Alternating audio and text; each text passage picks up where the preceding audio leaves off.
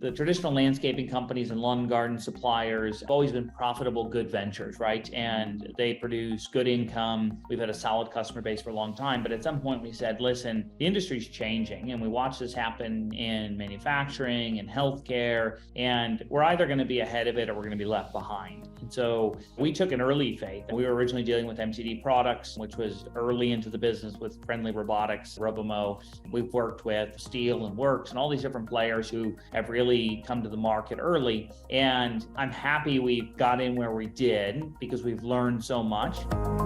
All those experiences ultimately build who we are. And I think if I didn't have any failures, I think it would be very difficult to deal with the companies we deal with and the people and really understand what they went through and what it takes to actually build the business from scratch and know what it's like to not be able to make payroll, know what it's like to have your lights being threatened to be turned off. All those things are what makes you hopefully a good leader. And I still have a shit ton to learn, but those experiences certainly helped.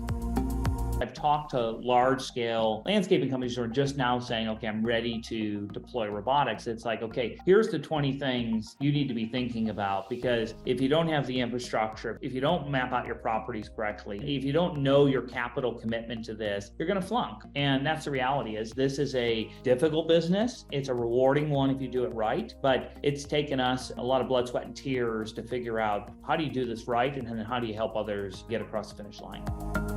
I'm a big proponent that the industry's got to change. And ultimately, I really do believe that energy sustainability is going to be critical long term. And so to the extent that we can really help this industry do it in a sustainable way and in a way that actually helps their businesses and see landscapers flourish without putting people out of business and moving too fast and pushing regulation down people's throats, I think we can end this. If you fast forward 10 years, I think you'll see most landscapers with all electric, all that vehicles, setups. You'll see the infrastructure. You'll see robotics being impacted in a big way.